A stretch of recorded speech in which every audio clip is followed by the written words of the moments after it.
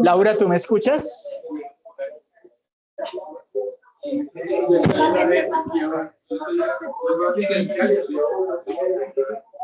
Laura, ¿tú me escuchas? Vamos a poner los audífonos. Ay, pongo los audífonos, me sostienen en cada momento. Vuelvo a ver si de pronto me escuchan. Es la primera vez que entro por este medio del equipo. Pero se puede. Un profe me dijo, no.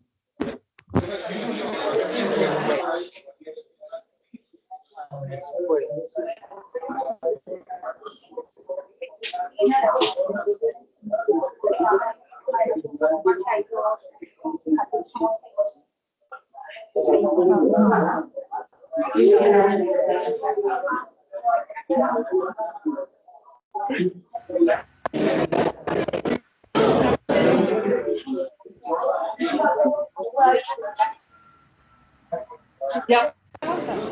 Muy buenas noches a todos, ¿cómo han estado?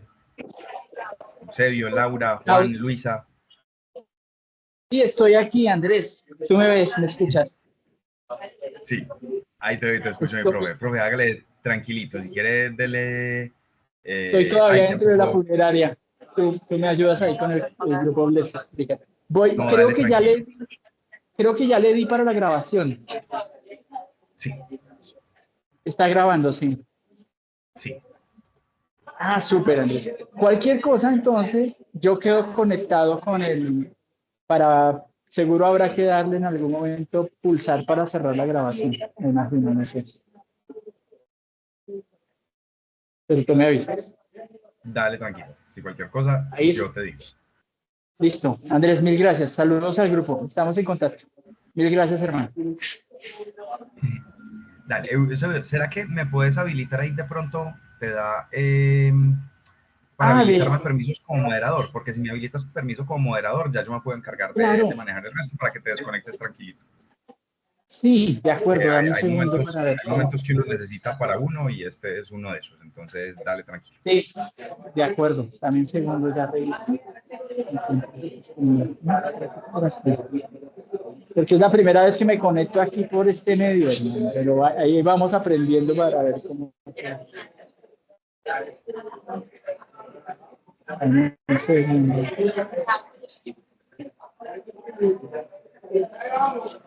Configuración.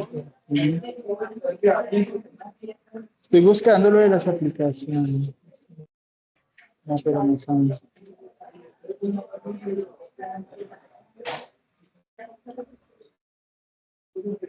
Estoy buscando, Andrés. Dame un segundo ya. Perdón.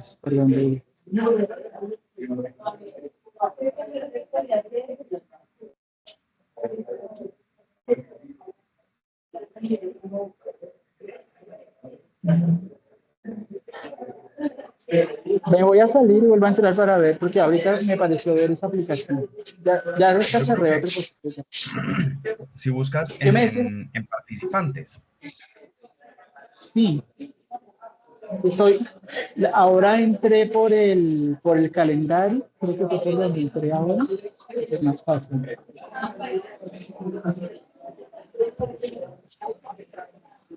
Voy a salir y vuelvo a entrar, Andrés. Ya de cacharreo hace por estar. Dale. En serio. Listo.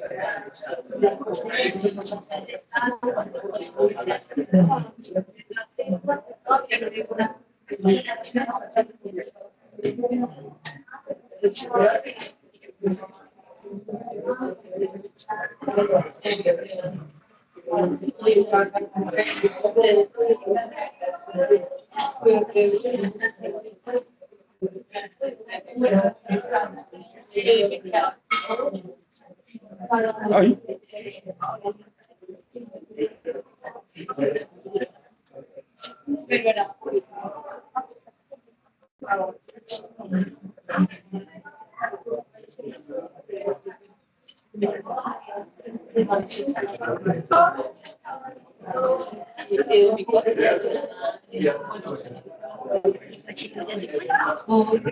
Creo que sí, ya está.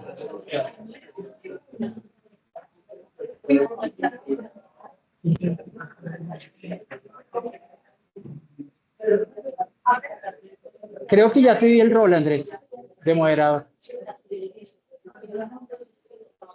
Sí, listo. Ahí ya tengo el rol. Es que para hoy traigo un video bien bueno, entonces necesitaba el rol de moderador para compartírselo. Es un video cortico de 3 minutos, pero sobre el cual quiero que hablemos algo. Entonces, dale, tranquilito, Eusebio, que aquí yo ya me encargo de dirigir la sesión. Anda tranquilo, que como te decía, hay espacios que uno necesita para uno, entonces date el espacio, que es necesario. Mil gracias. Mil gracias, Andrés, hermano. Un abrazo. Muchos saludos a toda la gente. Hablamos entonces. Chao, pues. Dale, Eusebio. Ahí nos hablamos. Un abrazo. Chao, chao. Gracias. Bueno, muchachos, muy buenas noches a todos. Yo soy Andrés Camilo Vargas, yo soy docente eh, de la red de epistemología. En este momento no tengo muchos cursos ni muchos estudiantes, no sé si de pronto alguno esté bajo mi tutoría, digamos. Me contaría, hablen sin miedo, que la idea de la sesión de hoy también es que podamos hablar, ¿cierto? A mí me gusta mucho, pues como que podamos entablar un diálogo en torno a la epistemología. Entonces, ¿de pronto hay alguno que estén en alguno de mis grupos o no? No pueden decir no, o por el chat responden también, no.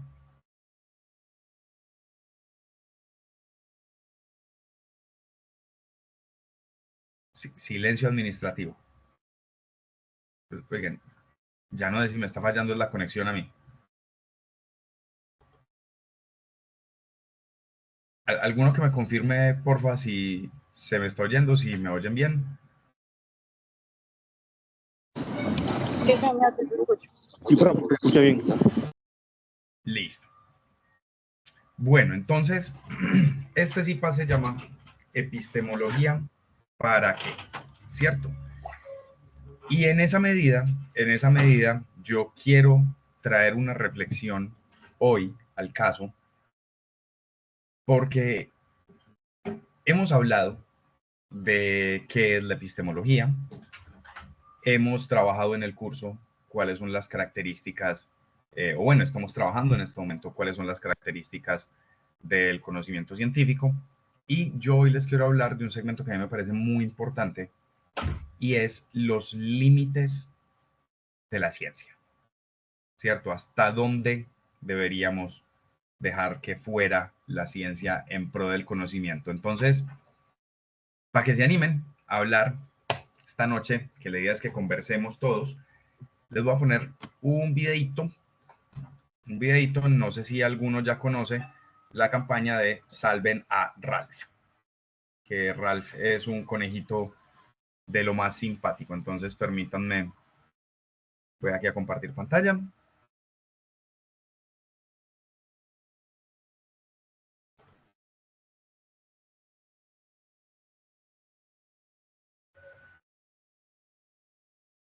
Ay, espérenme que no la compartí con sonido. Permítanme un segundo.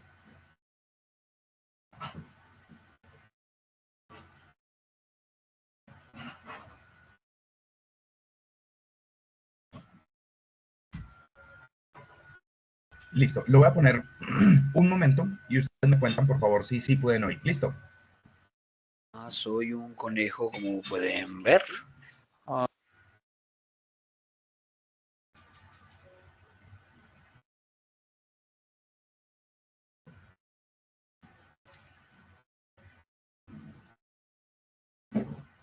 Estoy ciego en mi ojo derecho y por esta oreja no escucho nada.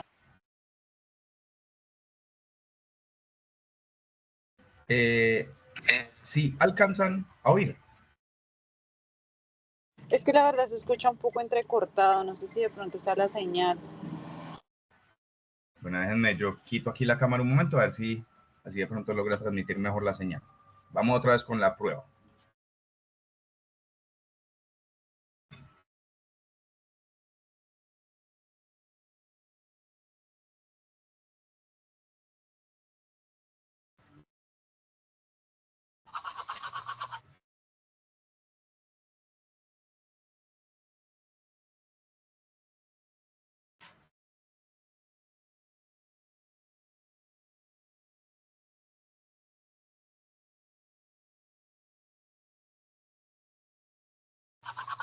Así que tengo la piel afectada con muchos productos químicos que arden arriba y abajo en mi espalda, como un tipo de picaduras. Pero no es para tanto.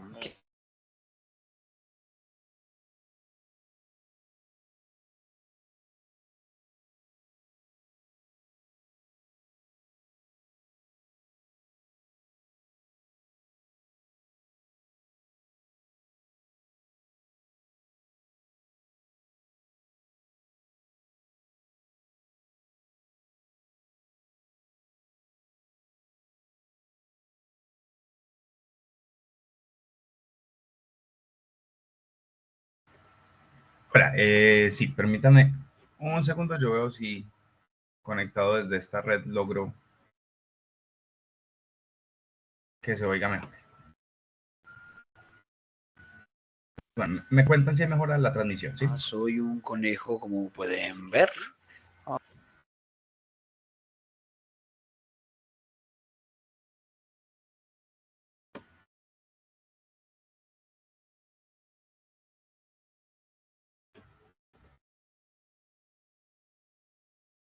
No, permítanme un segundo, por favor, que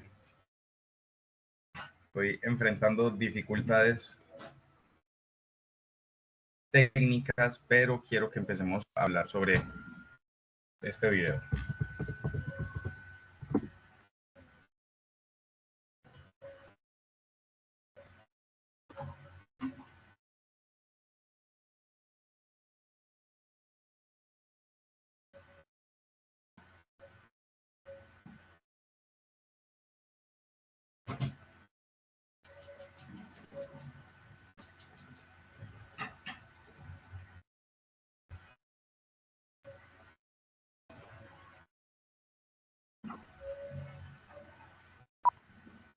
¿Listos? Grabando. Ok, Ralph, ¿quieres marcarlo, por favor? Cuéntenme, por favor, ahí logran oír mejor.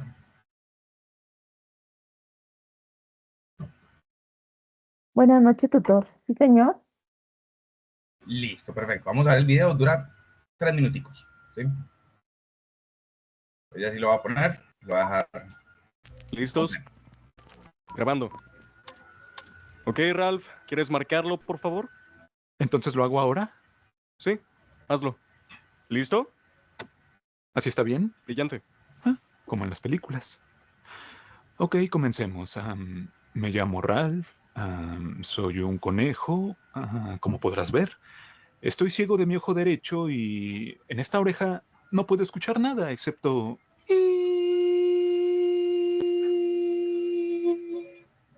Sí, es algo molesto, de hecho. Sí.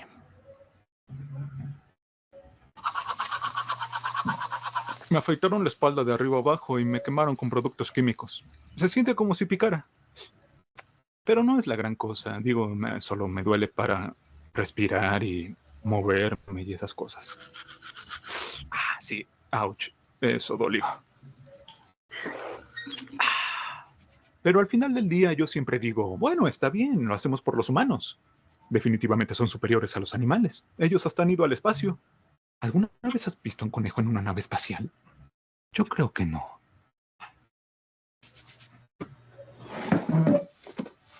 El punto es que no soy un conejo espacial.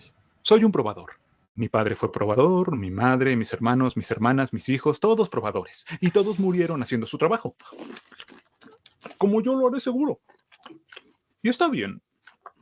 Experimentar es para lo que los conejos nacieron y estamos felices con eso. Sí.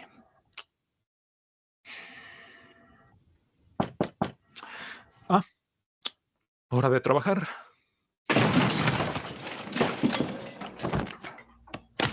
Ahora sé que se ve mal, pero como yo lo veo, estoy haciendo mi trabajo. Mientras un humano tenga la ilusión de usar un lápiz labial más seguro, o un nuevo desodorante, Ralphie! Psst, Ralphie. ¿Y esas cámaras, hermano? Ellos vienen conmigo, están grabando un documental o algo. ¿Crees que nos puedan sacar de aquí? Sí, y así lo veremos después. Vamos, Ralphie, solo pregúntale si nos pueden sacar. ¡No quiero morir, viejo! Ok, chicos. ¡Ralphie! Ok, ya los oí. Tú puedes editar eso después, ¿verdad? Ay, aquí vamos.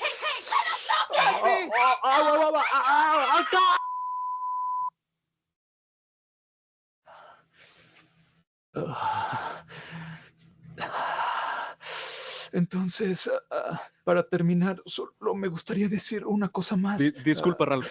Estamos aquí. ¿Podrías voltearte? Lo siento. Lo lamento. ¿Está mejor así? Sí. Continúa, amigo. Ok, entonces, sí.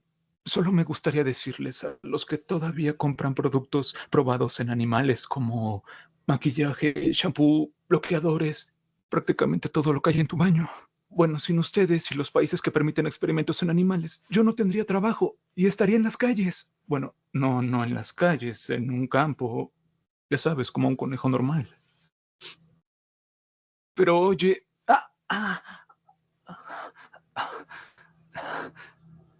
está bien.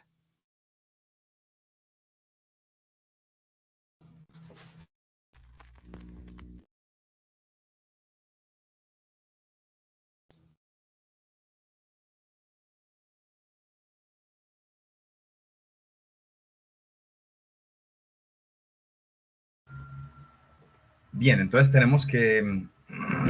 Esa era la historia de Ralph, un conejito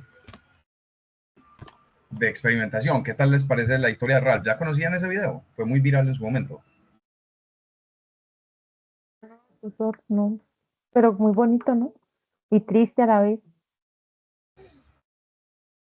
Claro, porque es otra forma de ver qué es lo que estamos haciendo con los animales y es algo que a nosotros no nos queda muy de manifiesto. Es decir, cuando yo simplemente voy al supermercado, compro un desodorante, lo traigo a mi casa y lo uso, toda esa vida de la compañía, del nacimiento del producto, de cómo fue probado y demás, es ajena a mí. Entonces yo no suelo ser consciente de eso y no sucede solo con la industria cosmética. La industria farmacéutica también es una que suele tener una experimentación muy grande en los animales, especialmente en ratones, porque el ADN de nosotros y de los ratones es muy similar de ahí.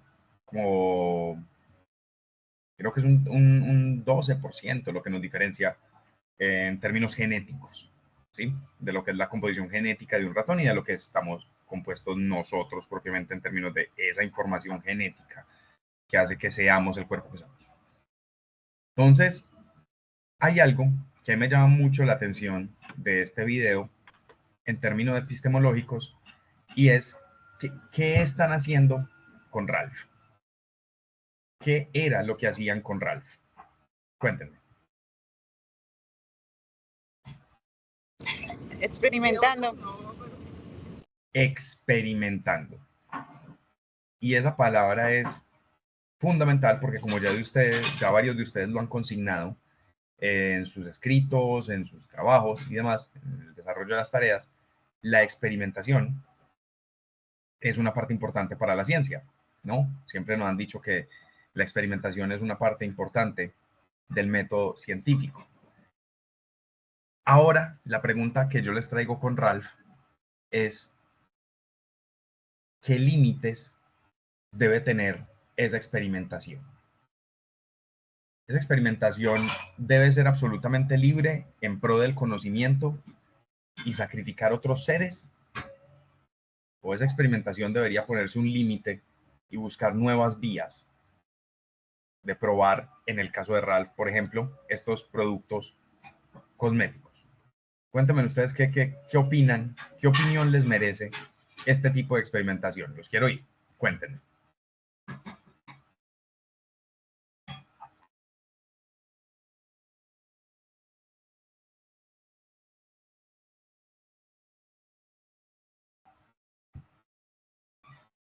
Qué pena, profe, No. ¿me puede repetir la pregunta? Sí, ¿qué opinión les merece es la experimentación? ¿Qué piensan de los experimentos que estaban llevando a cabo en Ralph?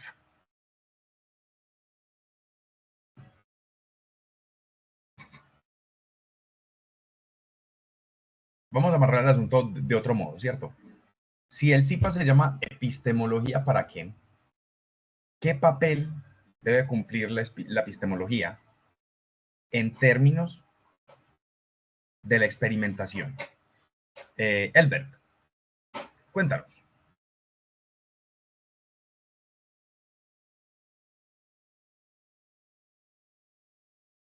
Sí, Elbert tenía levantada la mano, no sé si nos quiera contar qué opinión le merece la experimentación.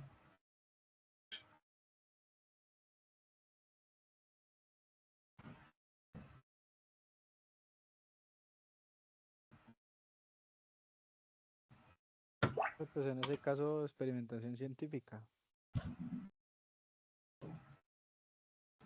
Sí, Marco nos estaba diciendo algo. En este caso sería la experimentación científica que están realizando en búsqueda de conocimientos. Profe, pues Sí, está. es que Sí, Camila, bien pueda.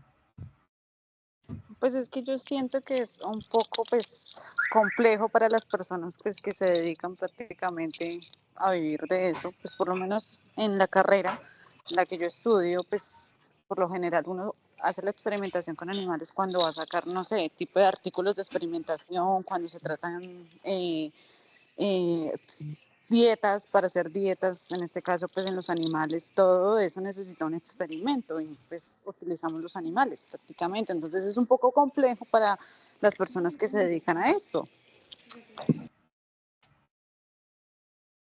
¿Y qué piensa usted sobre esta experimentación? Es decir, ¿debería permitirse? ¿No debería permitirse? ¿Qué reflexión generamos en torno a esto? Pues yo siento que se podría como prevenir o buscar alternativas distintas que no utilicen este tipo.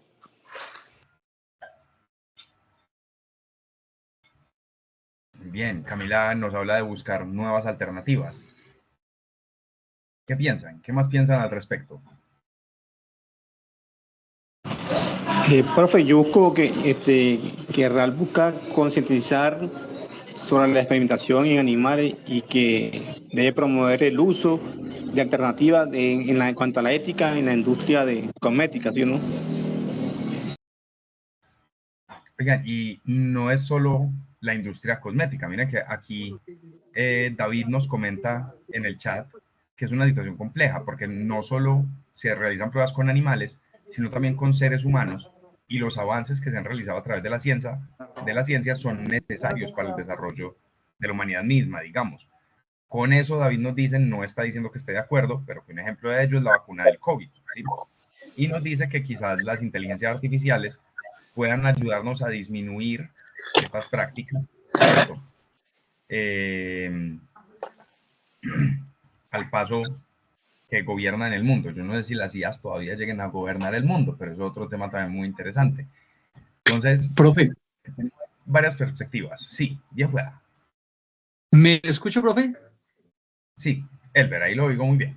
Ah, bueno, perfecto. Es que tenía aquí unas dificultades con el computador y por eso, bueno, la situación es la siguiente, profe. Mire,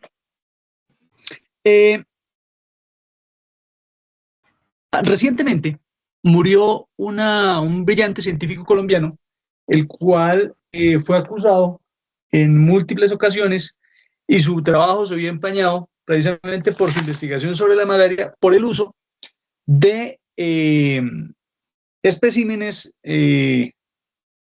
algunos micos que eran capturados precisamente en la selva y llevados hacia su laboratorio y demás. Todo eso tuvo en la última parte de su vida, él tuvo que vivir con esa situación y todo lo demás, y finalmente, pues, su estudio no dio los frutos que él pretendía, ¿no? Ahora bien, es complejo, como decía la compañera anteriormente, el empleo de otros seres vivos de pronto en este tipo de experimentos. Es complejo, porque de todas maneras debemos pensar en los daños que se le causa a estos ejemplares, pero también en lo que nosotros podemos obtener al respecto. Ahora bien, como para centrar la idea, lo que pienso es que no es hacer ciencia por hacerla, si estamos hablando de epistemología, que es el análisis del conocimiento, el entendimiento. No es hacer ciencia por hacerla. Es decir, ¿por qué las papas son redondas? ¿Cierto? Por ejemplo, sino que hay una profundidad en el ejercicio, que hay una verdadera justificación del estudio y que se agoten los medios, como bien lo mencionaba la compañera, que se agoten los medios para los estudios. Ahora, una cosa es de pronto realizar ejercicios con alimentos, digamos, con diferentes concentraciones de X o Y productos, sabiendo que este producto no es nocivo, sino que estamos evaluando, digamos, las características nutricionales, y otra muy diferente es usar un producto tóxico y esperar que el animal sobreviva. Entonces, en ese orden de ideas, me parece que es muy importante el tema de los comités de ética, que para este tipo de experimentos se debe llevar a cabo. Yo me acuerdo, yo soy un viejo, y la palabra viejo no está mal, la palabra vieja está bien, y por lo tanto lo asumo, soy un viejo. En aquel entonces se capturaban ranitas, sapitos, y se llevaban al colegio, se les hacía una disección in vivo, que para ver el corazón, que para ver o sea, y ya todo el mundo lo había hecho, ya todo el mundo lo había documentado, era como una cosa más. Entonces, eso ya es una aberración desde mi punto de vista. Si ya alguien lo hizo, se sabe que funciona, se sabe cómo es, ¿por qué no tener un video? Es decir, un solo sacrificio y ahí todo el mundo se entera. Y finalmente estos animales pues no morían a efectos de lo que le hacíamos, sino que tocaba una aguja y mezclarles el cerebro. Y eso pues, incluso en aquel entonces eso era cruel. Ahora imagínense en estos momentos cómo sería esa situación.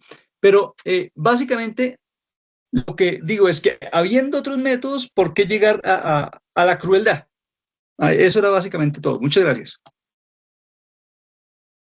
Frente a eso, les tengo una pregunta, y es, ¿hasta qué punto es válido generar conocimiento? Y es decir, como les decía, esto no es un asunto solamente en animales. Piensen, por ejemplo, en la Segunda Guerra Mundial, gran parte de los judíos, de la población LGTBI que estaba en los campos de concentración, de los prisioneros políticos, de los gitanos que estaban en los campos de concentración, los cadáveres fueron llevados a las escuelas de anatomía alemanas. Y de ahí nacieron los mejores manuales de anatomía de la época. Reconocer el cuerpo humano por dentro también es muy complejo. Entonces de ahí viene el asunto de las disecciones, precisamente como lo planteaba Elber. Pensemos la pregunta en estos términos. ¿Será que ese solo sacrificio humano valdría la pena para generar conocimiento para el resto? Entonces, ¿qué opinan? Pero bueno. ¿Ese sacrificio vale la pena asumirlo? ¿Hay que poner el conocimiento como prioridad por encima de todo? ¿O qué hacemos? Sí, Camila, bien pueda, cuéntenos. Pues bueno, yo opinaría que siempre y cuando el conocimiento pues se use para bien. O sea, de por sí sí es bueno el conocimiento, pero cuando pues, se usa en buenos términos, no sé si me hice entender. Sí, digamos que entonces, por ejemplo, en el caso de estas escuelas de anatomía alemanas, ¿sí? Estos manuales de anatomías que se crearon, si ese conocimiento es usado para fines quirúrgicos, por ejemplo, y después va a salvar muchas vidas, porque conociendo el cuerpo humano por dentro sabemos mejor cómo operarlo, cómo realizar una cirugía desde el exterior hacia lo que es el interior del mismo cuerpo, ¿vale la pena el sacrificio? ¿Ustedes qué dicen?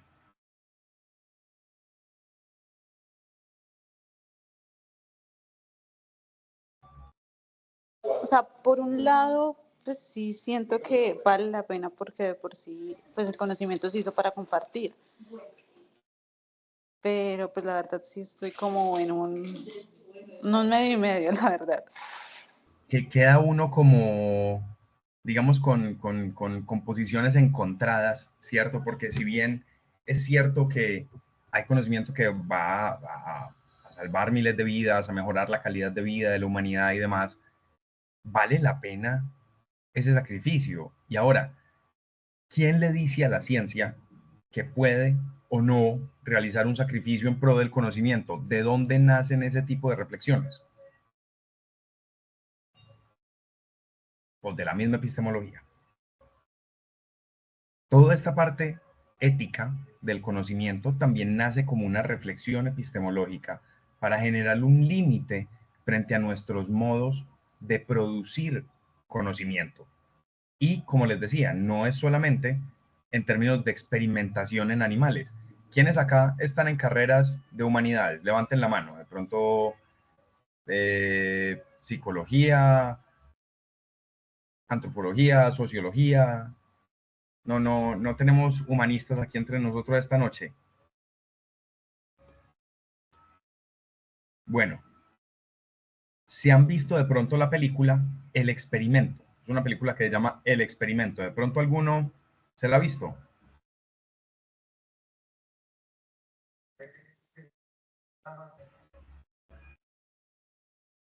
Sí, Lucero.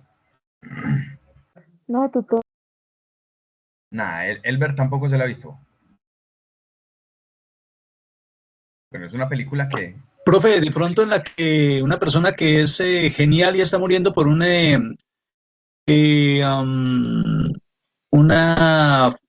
un tumor en el cerebro que está creciendo, creo que esa.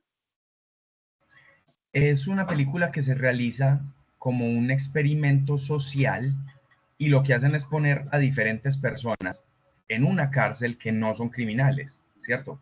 Pero a todos los ponen en la cárcel y les asignan un rol. Entonces, vamos a ver otro video corto al respecto para que vean este experimento y hablemos en cuestión de lo que sería ya los experimentos en términos humanos. Vamos a ver el video. ¿Me cuentan primero si se oye, por favor?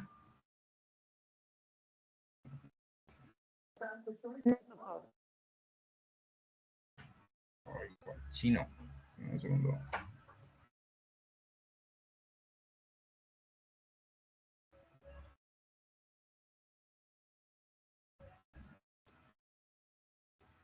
Bien, primero me cuentan si se oye, por favor. Hoy en Draw My Life, el experimento de la cárcel de Stanford. ¿Se oye? Sí, señor. Bien, sí, señor. Listo, perfecto. Vamos a ver el video y ya seguimos hablando de los límites de la experimentación. Hoy en Draw My Life, el experimento de la cárcel de Stanford. El experimento de la cárcel de Stanford fue un estudio psicológico dirigido por Philip Zimbardo. Su propósito era investigar si el comportamiento de guardias y prisioneros dentro de las cárceles de Estados Unidos dependía de su propia personalidad o de la situación en la que estaban. 70 candidatos aplicaron al estudio y se les hizo un test de personalidad y una entrevista. Solo 24 fueron seleccionados para participar en el experimento y todos eran estudiantes universitarios. El experimento sucedió en el sótano del edificio de psicología de la Universidad de Stanford, que fue transformado en una cárcel falsa. Aleatoriamente, los participantes fueron divididos en dos grupos, prisioneros y guardias. A los prisioneros se les trató como cualquier otro criminal. Fueron arrestados en sus casas y llevados a la comisaría donde se les tomaron sus huellas digitales y fotografías. Después, con los ojos vendados, fueron trasladados a la cárcel de Stanford. Allí entregaron sus objetos personales y se pusieron el uniforme designado, una bata blanca, medias en la cabeza y una cadena atada al tobillo. A cada uno se le asignó un número de identificación y solo podían ser llamados por ese número por los guardias y resto de prisioneros. Los guardias llevaban uniformes militares color caqui, un silbato colgado alrededor del cuello,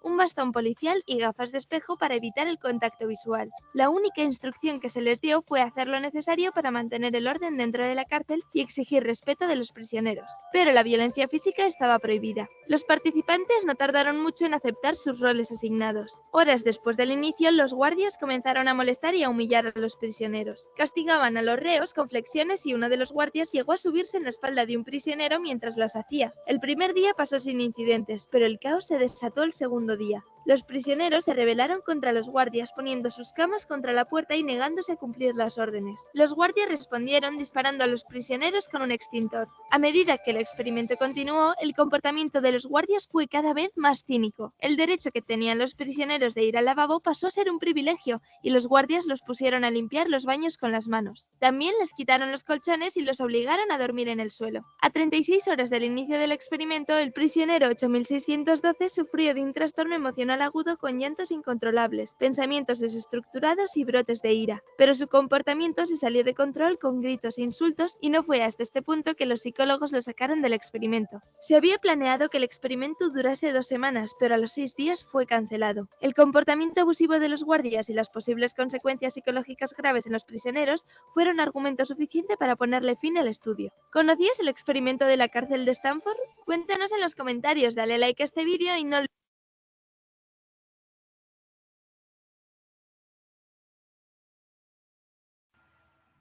Muy bien, ¿qué opinión les merece ahora la experimentación cuando ya hablamos de que el sujeto del experimento es una persona? Profe, ¿ese experimento no terminó con un muerto? Ese experimento, no, ese lo cancelaron. Sí salieron varios con trastornos muy malucos, pero no, en ese no alcanzaron a haber muertos.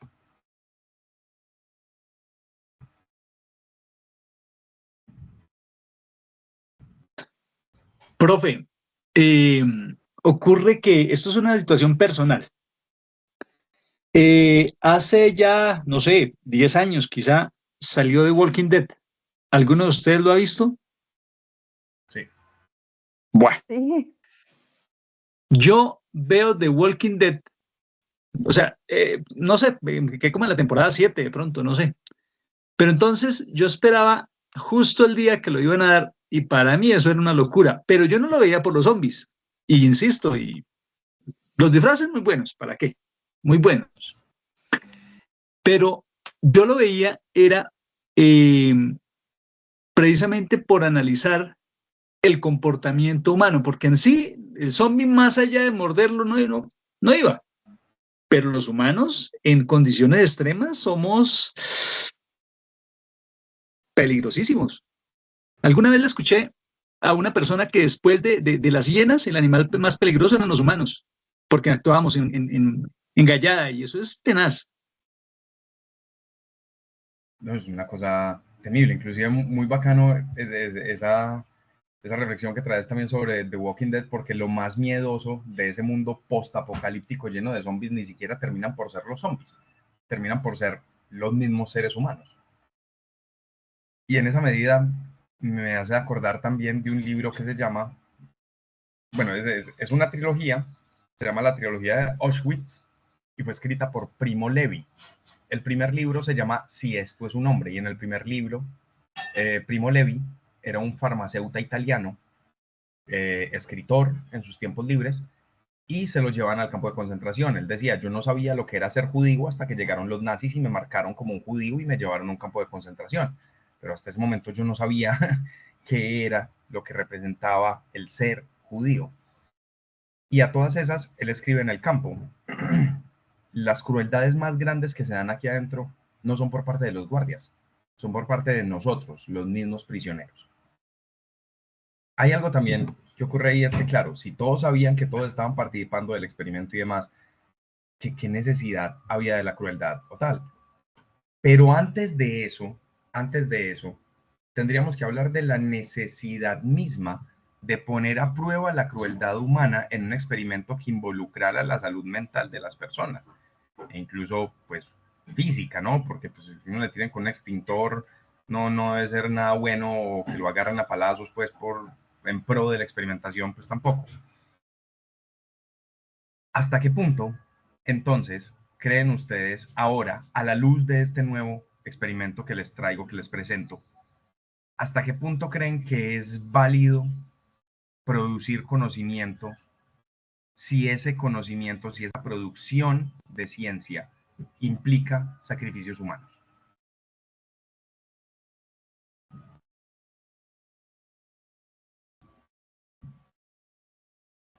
¿Qué creen ustedes? ¿Será que vale la pena eso?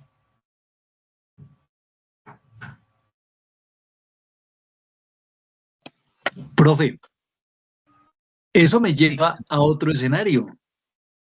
Cuéntenos. Profe, ¿usted se acuerda?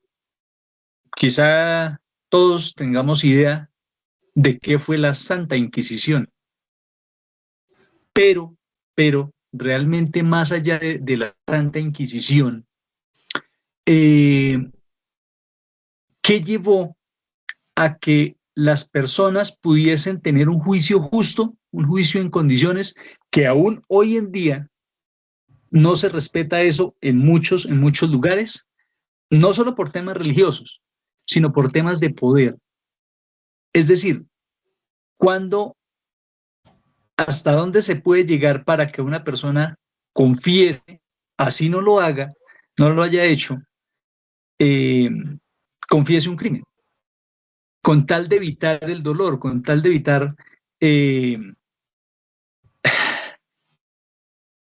la crueldad, la malicia humana, porque a mí me parece que más allá de la crueldad, lo que hay es una cosa de malicia muy tenaz.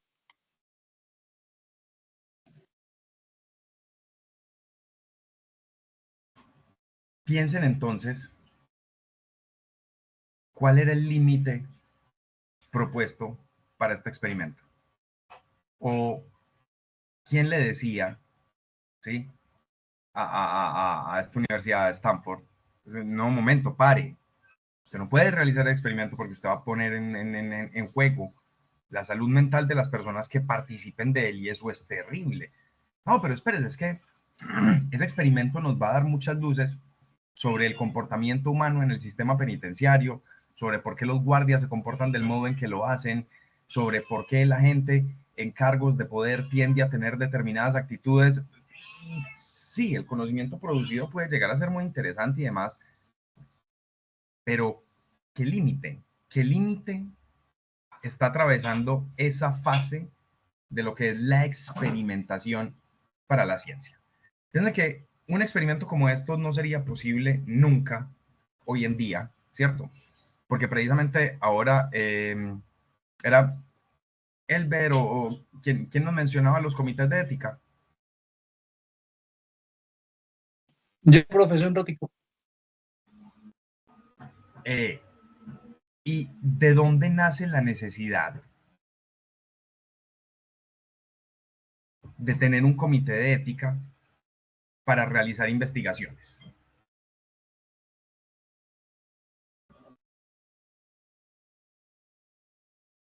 Pues resulta que eso también es una parte de la epistemología. Entonces yo quiero que hoy la pregunta de epistemología, ¿para qué?, esté marcada también en lo que es el límite. ¿Para qué? Para marcar también un límite. La epistemología también está ahí para decirle a la ciencia que hay procederes que no son adecuados para generar conocimiento. Termino. De pronto, zootecnistas, tenemos más, ¿cierto? ¿Quiénes están aquí en zootecnia? Pueden levantar la manito hoy, si quieren. Listo, Elber está en zootecnia. No hay nadie más en zootecnia. Samuel también está en zootecnia. Camila, Joana, Juan Sebastián. Y había algo que me llamaba mucho la atención de las tareas que entregaban quienes estaban matriculados en zootecnia, y es que la zootecnia está ahí también para propender por el bienestar animal, ¿cierto? ¿Hasta qué punto entonces esa tendencia al bienestar animal justificaría un sacrificio de muchos otros animales? O pensemos también por fuera de la zootecnia en términos ya de lo que es la farmacéutica, el caso que nos contaba Elber con Patarroyo, ¿sí? Y su experimentación en monos, cuando estábamos hablando de una vacuna que en primera instancia era inviable. Entonces ya tenemos algo que nos dice, mire, si es inviable, no lo haga, ¿cierto? Si es inviable, pues no toque esas vidas. Ahora, se justifica, aun si el experimento es viable, y bueno, permítame darle un poco de contexto. ¿Saben por qué la vacuna de la malaria no es viable? Bueno, les cuento brevemente. Lo que hace la vacuna que desarrolló Patarroyo es atacar una de las formas que asume la malaria, pero la malaria puede asumir 1000 formas. Es como si piensen un cañabuzal, donde cada varita de caña es una forma que puede adoptar la malaria cuando ya está dentro del cuerpo. Entonces él desarrolló una vacuna que atacaba una varita de caña de todo un cañabuzal. Eso además no era muy útil, pues porque una vez se adaptaba la malaria pues a ese ataque que generaba en ella la vacuna, pues cambiaba de forma y listo. Algo así como si pudiera cambiar de traje para defenderse. Y tiene un closet enorme, ¿sí? Entonces, bueno, por un lado, si no es viable, no lo hagamos, no sacrifiquemos esas vidas por algo que en primera instancia no es viable. Y si fuera viable, estamos en el derecho a hacerlo.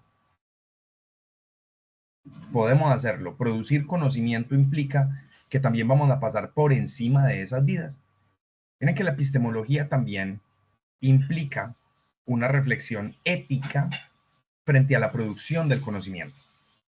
¿Cierto? Todos tenemos claros esa definición de epistemología, el estudio de las condiciones de producción y socialización del conocimiento, ¿cierto?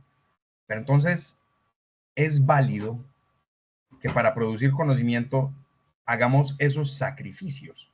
Elber, cuéntanos. Profe, hace poco me leí algo con respecto, ya lo había olvidado, alguna vez lo había leído, el tema del caballo muerto, la teoría del caballo muerto. Y entonces, esos comités de ética precisamente tienen ese valor y tienen esa función de decirnos, hombre, no le busque más patas, no lo insista más, no friegue más cuando el caballo ya está muerto. O sea, ¿para qué seguir en lo mismo? Si el caballo ya está muerto, si ya se sabe que está muerto, hombre, no insista de ninguna manera, no forme comités, no haga nada, acéptelo. Y precisamente eso es lo que de pronto al producir ciencia nos cegamos ante la realidad. De pronto nuestra naturaleza es no querer aceptar el fracaso, no querer aceptar que la vida tiene cosas y precisamente alguien tiene que decirnos y despertarnos y decir, oiga, hermano, acéptelo, no puede, no funciona, ¿qué hacemos? Mire otra forma, ya no más. Claro, y además establecer el límite también para decir, momento, no toda producción de conocimiento es válida. Porque lo que nos cuenta Elber frente a la teoría del caballo muerto, nace de la administración, ¿cierto? Y es que si yo tengo un modelo de negocios que no está funcionando e intento buscar diferentes formas, diferentes soluciones para que efectivamente el modelo funcione, no, entonces, digamos, yo tengo una tienda, esa tienda no está funcionando. Yo digo, no, es que esa tienda no está funcionando por el administrador, cambio el administrador, sigue sin funcionar.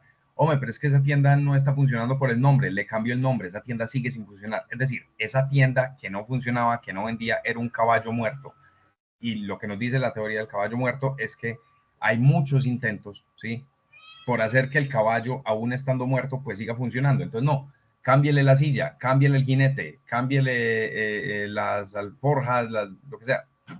No, pues ¿para qué? Pues es que si el caballo ya está muerto, ¿cierto? Entonces, en primera instancia, si eso es inviable, pues más bien pare, ¿cierto? Y el sacrificio no va a ser necesario.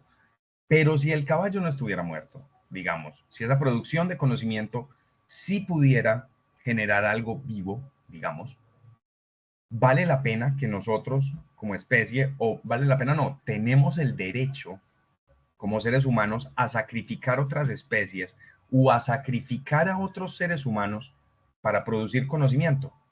El conocimiento se tiene que volver un valor supremo por encima de la misma vida. ¿Qué piensan ustedes? Marco Alarcón nos dice que no, que él cree que ese sacrificio no se justifica. Y de pronto, si nos quiere contar, así sea así mismo por el chat, por qué considera que el sacrificio no justifica, sería muy interesante, ¿cierto? ¿Qué piensan los demás? ¿Piensan que ese sacrificio es válido? ¿Se justifica? ¿La producción de conocimiento debe pasar por encima de todo? ¿Debemos producir conocimiento así como si nada? ¿O debe haber una labor de reflexión epistemológica que marque un límite en la experimentación y con ello en la producción de conocimiento? ¿Qué piensan ustedes?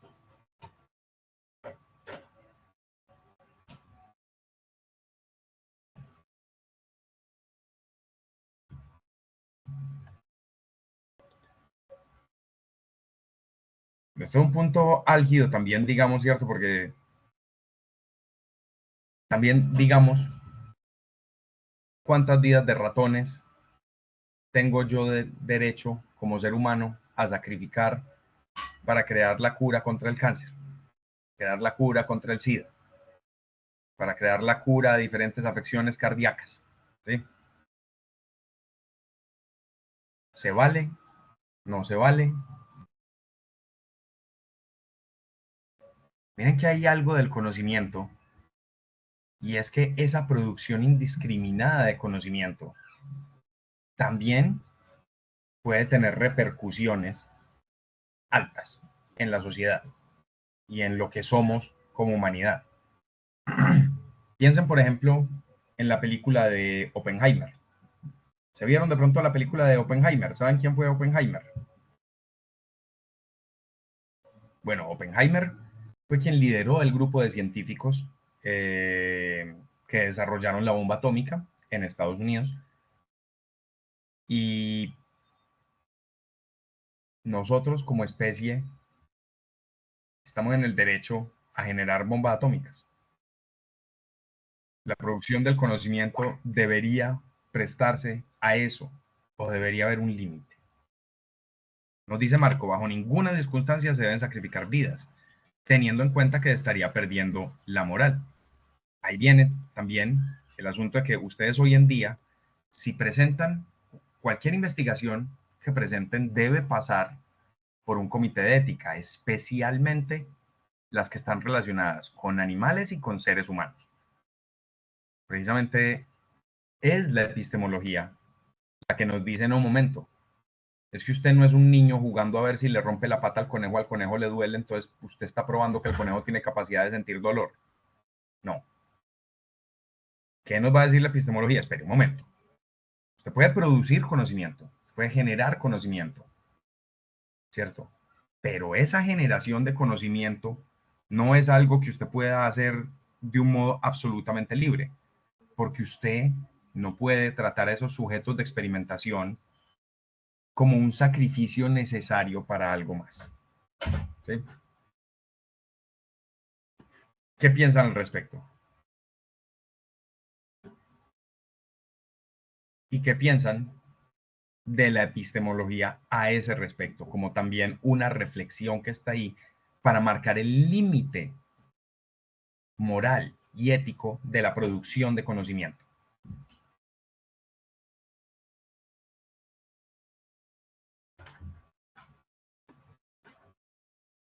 Porque hay otros tipos de límites que no nacen propiamente de una reflexión epistemológica y que son límites que se le quieren imponer a la producción del conocimiento. Por ejemplo, piensen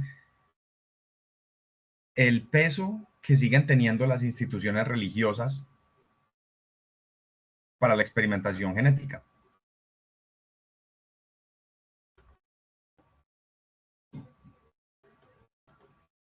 Eso es una cosa también compleja, ¿cierto? Porque entonces, como humanos, tenemos derecho a mejorar nuestra calidad de vida a costa de otras especies u otros mismos seres humanos. Nos dice por acá William, en última instancia, la justificación del sacrificio de animales en la generación de conocimiento debe considerar el equilibrio entre el beneficio obtenido y el respeto por la vida animal, priorizando siempre prácticas éticas y responsables. Y Elbert también nos describe, ya te doy la palabra a Camila, Elbert nos describe, el conocimiento por el conocimiento no tiene ninguna justificación. El conocimiento nos debe diferenciar más por nuestro grado de sensibilidad. Y cuéntanos, Camila, ¿cuál es su perspectiva?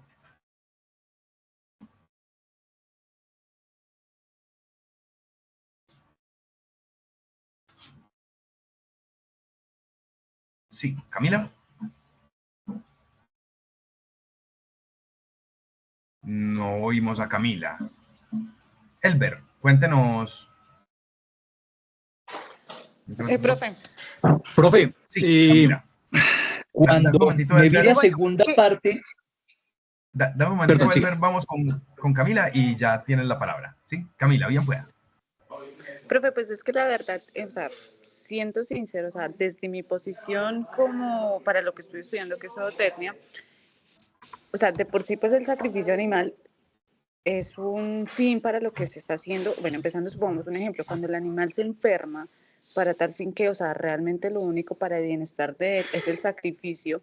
Y si podemos optar por pues, eso que pasó, bueno, en este caso el sacrificio, se puede ampliar para el conocimiento de las generaciones, porque pues si el animal no tenía cura en este sentido, o sea, lo mejor que se le puede hacer para ellos es un descanso, que es el sacrificio, y al hacer ese sacrificio serviría para adquirir conocimientos. No sé, un ejemplo sería estudiar la anatomía del animal que se sacrificó, pero o sea, no se está haciendo de mal por experimentar para que los estudiantes aprendan, sino es porque pues, o sea, se tuvo que hacer para que el animal, en este caso, existiera como tal, se aplicara el bienestar animal. Pero entonces ahí estás proponiendo precisamente unas condiciones bajo las cuales el sacrificio es posible y estás diciendo, el sacrificio se valida en estas condiciones, no en todas, en estas específicamente. Y miren que ahí hay precisamente un límite que está marcado por una reflexión frente a la misma producción del conocimiento. Entonces ahí también tenemos un ejemplo de cómo se las juega la epistemología para marcar un límite frente a esa producción. Elber, cuéntanos, tienes la palabra. Profe, lo mío también iba en esa dirección.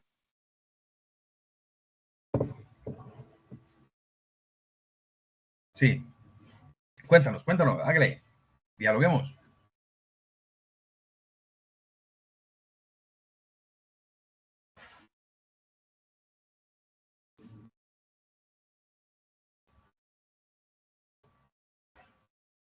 Bueno, bien. De momento. Profe. Sí.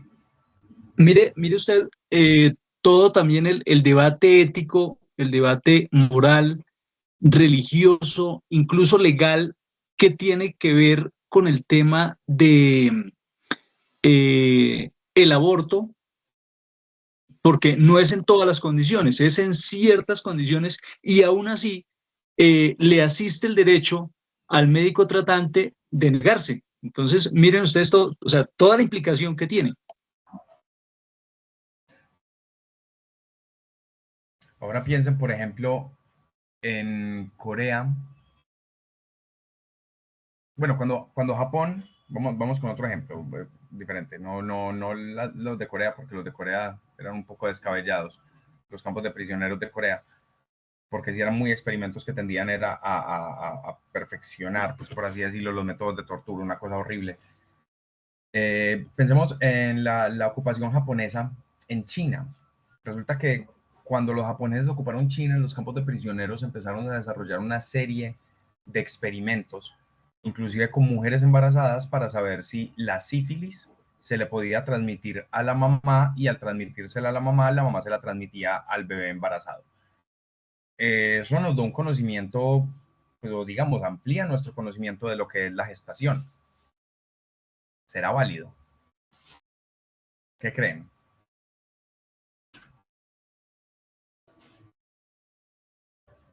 Yo creo que son situaciones muy complejas y no es para que las resolvamos acá, sino que el punto que les quería exponer hoy y de lo que quería que fuéramos conscientes hoy es que en términos de epistemología, ¿para qué? También para ponerle un límite a la producción de conocimiento y, digámoslo en cierta medida, humanizar esa producción científica. Yo no puedo hacer añicos a mis sujetos de experimentación.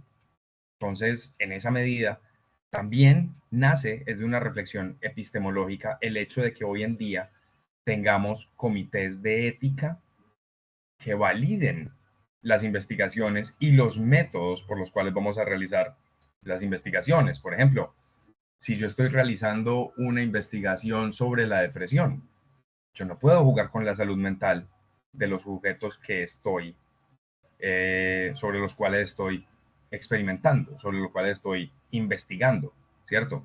Yo tengo que tener un límite, y ese límite a esa construcción de conocimiento es también una reflexión de índole epistemológica, que, como les digo, no es algo que esté resuelto, ni es una respuesta definitiva que les vaya a dar hoy, porque se vuelve también un asunto muy complejo. Es decir, hay muchísimas vacunas que hoy en día hacen que la humanidad haya alargado su expectativa de vida, muchísimos años, que se realizaron en ratones de laboratorio. Y le diríamos que no. Le diríamos que sí. Las validamos, las negamos, es un asunto complejo. Pero la ciencia no puede ir por el mundo produciendo conocimiento de modo indiscriminado, sino que efectivamente necesita, en el sentido en el que nos lo mencionaba Camila, ahora, por ejemplo, tener parámetros y decirnos, listo, mira, espérese. En esta medida hay experimentaciones que son válidas, en esta medida hay experimentos que no se pueden realizar. Así como nos hablaba Camila del sacrificio animal, hay un momento en donde efectivamente la mejor alternativa para el animal es el descanso, ¿sí? Digamos el descanso de la vida.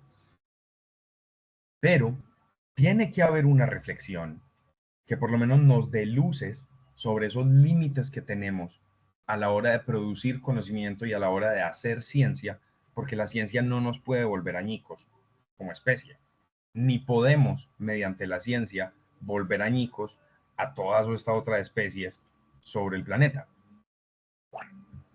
Entonces, vamos a leer por aquí en el chat. Nos dice Elber de nuevo: la obtención del conocimiento no solo pone en juego la salud y el bienestar del sujeto objeto del experimento, sino también la salud emocional del estudioso.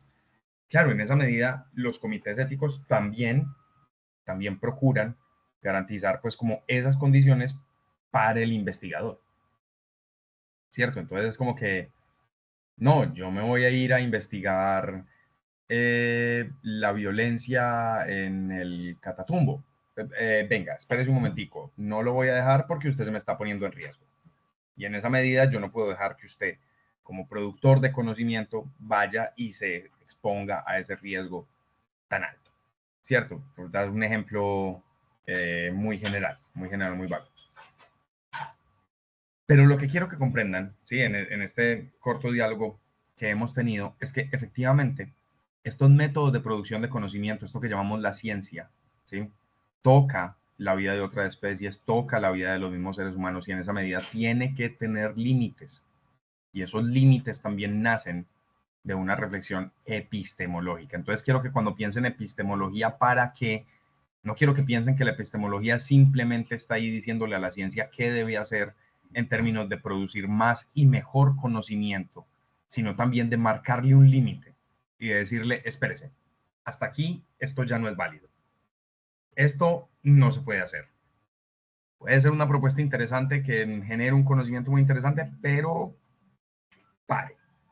En esa medida, la epistemología no está ahí solamente para producir, para ponerse en pro del conocimiento científico, sino también de generar reflexiones que marquen un límite frente al mismo.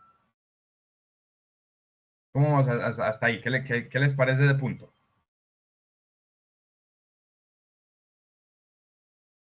Bueno, profe. Sí, Marco, bien pueda. Profe, pues según lo que nos está diciendo con referencia al término epistemología, ¿para qué? Pues lo que usted fue muy específico pues en explicar que es como razonar o hacer entrar en razón al quien quiere realizar o producir un conocimiento científico a que lo haga de manera racional. De manera racional y además de racional, ética. Ética, sí, profe. Digamos que es racional ahí en términos morales que termina por ser la ética, ¿cierto? La ética es la racionalización de la moral. Entonces, hoy, con esta breve charla que tuvimos hoy, con estos videitos que les traje, el videito de Salven a Ralph y el experimento de la cárcel de Stanford, quería que vieran eso, cómo la epistemología también está puesta ahí para marcar un límite en la producción del conocimiento. Bueno, muchachos, no sé si de pronto tengan alguna duda o inquietud sobre este punto. Si tengan como comentarios finales. Camila tiene la mano levantada, no sé si se le quedó la manito levantada o si quiere agregar algo más a la conversación, si de pronto alguno tiene algún comentario final para que sigamos, para que cerremos la sesión. No, no, señor. Y Elber de pronto nos quería decir algo así, una reflexión para cerrar. Profe, mire usted que nosotros los seres humanos somos jodidos. ¿Alguno de ustedes vio Avatar, la segunda parte? Ocurre que ahí cazaban a un cachalote, lo que nosotros podríamos decir un cachalote. Y entonces le extraían el cerebro y lo comercializaban porque era una fuente de belleza para los humanos. Entonces, la codicia, la ambición, muchas veces está por encima de los mismos límites éticos y morales. Pero nosotros como personas, como miembros de la universidad, como futuros profesionales independientes de la rama que estudiemos, no podemos prestarnos para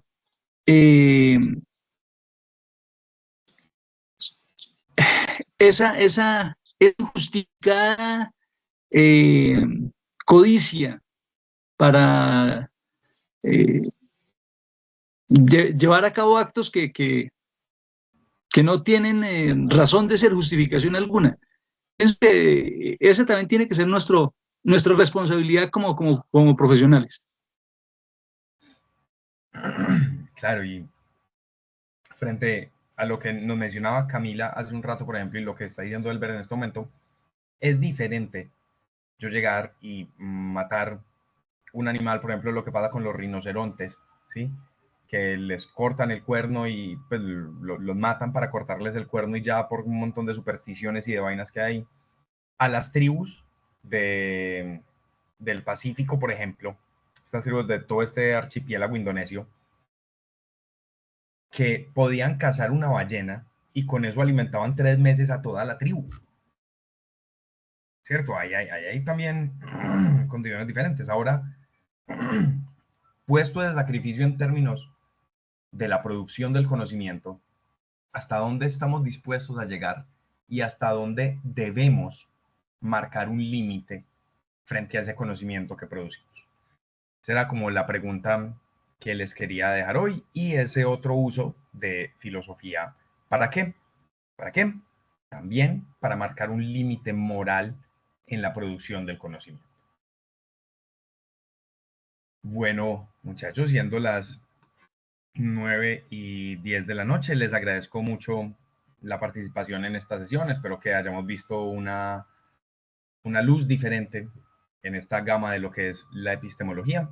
Han visto diferentes luces al respecto y que comprendieran también esta otra utilidad de la epistemología como reflexión en pro y de marcar un límite en la producción de conocimiento. Pero muchas gracias a todos por participar y que tengan una muy buena noche. Hasta luego. Feliz noche, profe. Muy buena reflexión. Muy chévere el tema. Descanse, profe, gracias. Muchas gracias. Profe, muchas gracias. Buena noche.